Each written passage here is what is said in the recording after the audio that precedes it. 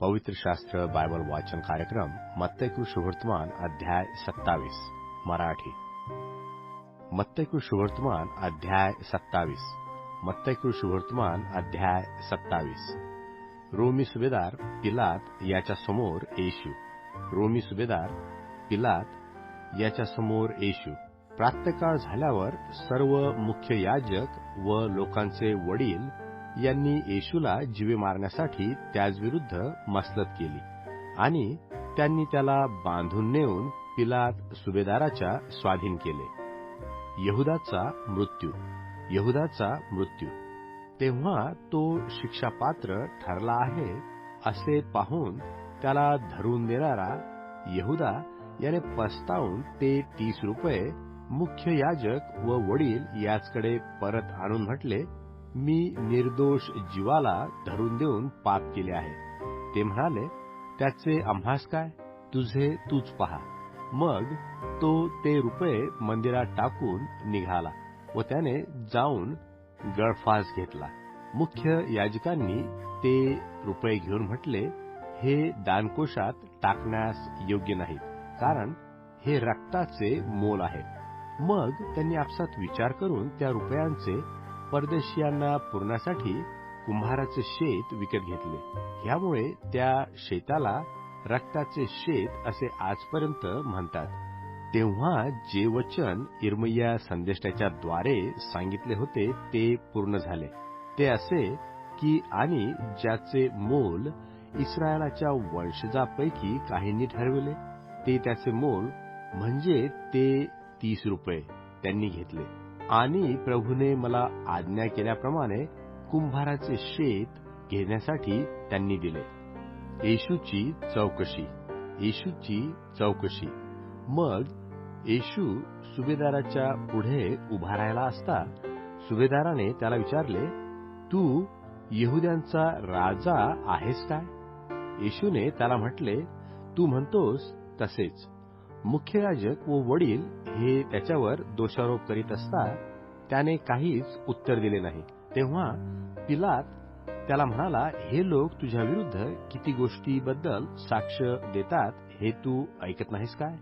परंतु त्याने त्याला काहीच उत्तर दिले नाही, एका शब्दानेही नाही। यावरून सुभेदाराला फार आश्चर्य वाटले।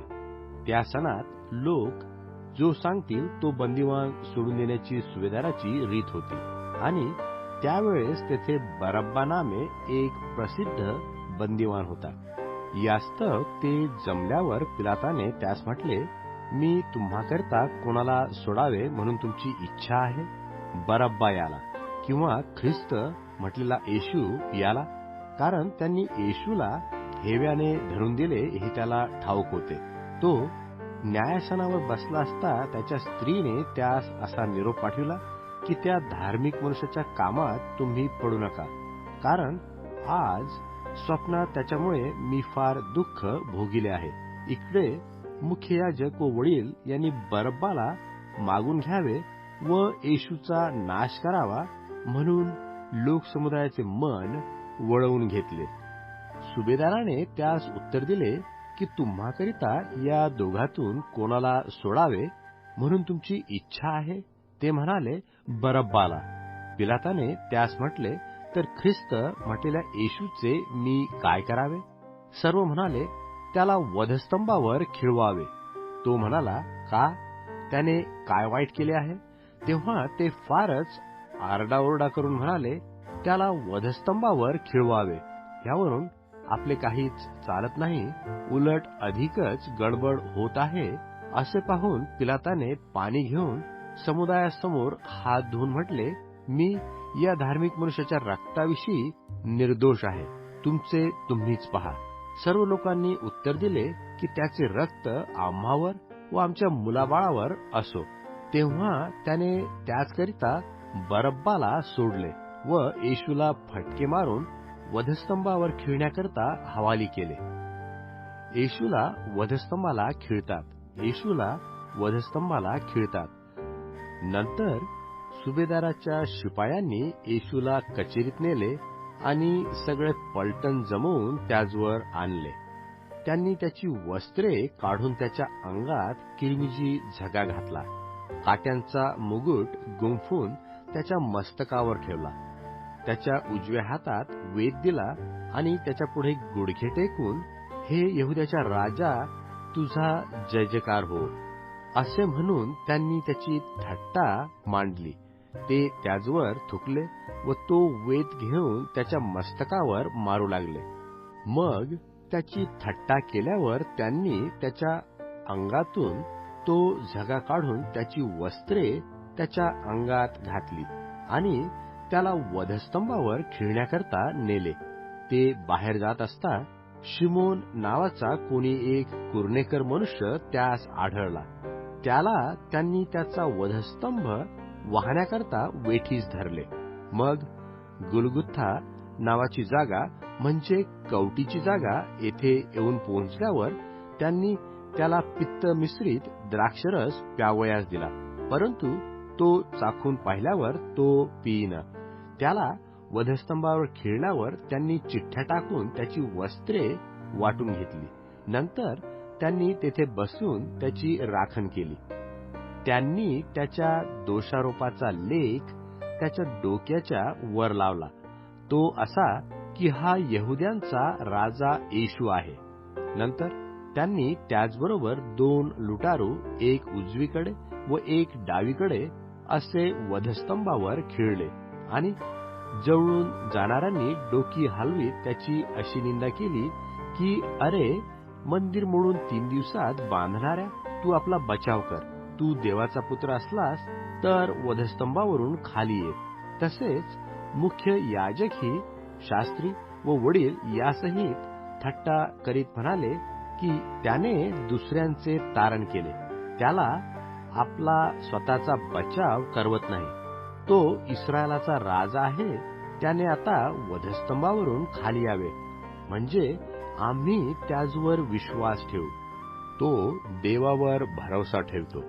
त्याला तो प्रिय असला तर त्याने त्याला आता सोडवावे, कारण मी देवाचा पुत्र आहे असे तो म्हणाला. जे लुटारू त्याच्याबरोबर वधस्तंभावर खिळले होते त्यांनीही त्याची तशीच निंदा केली. येशूचा मृत्यू. मग 2 प्रहरापासून 3ऱ्या प्रहरापर्यंत सर्व देशावर अंधार पडला आणि सुमारे 3ऱ्या प्रहरी येशूने मोठ्याने आरोळी मारून बोलला, एलोई एलोई लमा सबक्तनी, म्हणजे माझ्या देवा, तू माझा त्याग का केलास? जे तेथे उभे होते त्यांच्यातील कित्येकांनी हे पाहून म्हटले की तो एलियाला बोलवितो. त्याच्यातून एकाने लागलेच धावत जाऊन स्पंज घेतला आणि तो आंबेने भरून वेतावर ठेवून त्याला प्यावयास दिला. वरकड म्हणाले, असू दे, एलिया त्याचा बचाव करावयास येतो की नाही हे आपण पाहू. मग येशूने पुन्हा मोठ्याने ओरडून प्राण सोडला. तेव्हा पहा, पवित्र स्थानातील पडदा वरपासून खालपर्यंत फाटून दुभागला. भूमी कापली, खडक फुटले, थडी उघडली आणि निजलेल्या पवित्र जनातील बहुत जणांची शरीरे उठली. ते त्याच्या पुनरुत्थानानंतर थड्यातून निघून पवित्र नगरात गेले आणि बहुतांश दिसले. जमादार व त्याच्याबरोबर येशूची राखण करणारे हे भूमिकंप व घडलेल्या गोष्टी पाहून अत्यंत भयभीत झाले व खरोखर हा देवाचा पुत्र होता असे म्हणाले. तेथे पुष्कळ स्त्रिया दुरून हे पाहत होत्या. त्या गलिलाहून येशूची सेवा करीत त्याच्या मागे आल्या होत्या. त्याचमध्ये मग्दालिया मरिया, याकोब व योसे यांची आई मरिया व जब्दीच्या पुत्रांची आई ह्या होत्या. येशूला खडकात खोदलेल्या कबरेत ठेवतात.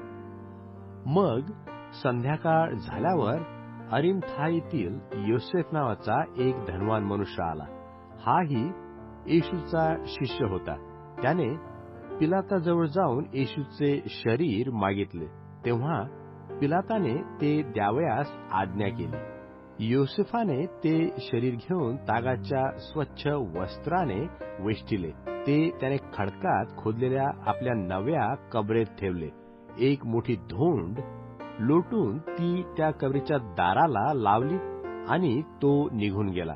तेथे कबरेसमोर मगदालिया मरिया व दुसरी मरिया ह्या बसल्या होत्या. दुसऱ्या दिवशी म्हणजे तयारीनंतरच्या दिवशी मुख्य याजक व परुषी पिलाताकडे जमून म्हणाले, महाराज, तो ठग जिवंत असता 3 दिवसानंतर मी उठेन असे म्हणाला होता. याची आम्हास आठवण आहे. म्हणून 3ऱ्या दिवसापर्यंत कबरेचा बंदोबस्त करावयास सांगावे. नाहीतर कदाचित त्याचे शिष्य रात्री येऊन त्याला चोरून नेतील व तो मेलेल्यातून उठला आहे असे लोकास सांगतील. मग शेवटली फसगत पहिल्यापेक्षा वाईट होईल. पिलात त्यास म्हणाला, तुमच्याजवळ पहारा आहे. जा, तुमच्याने होईल तसा बंदोबस्त करा. मग पहारा बरोबर घेऊन ते गेले आणि त्यांनी धोंडीवर शिक्का मारून कबरेचा बंदोबस्त केला.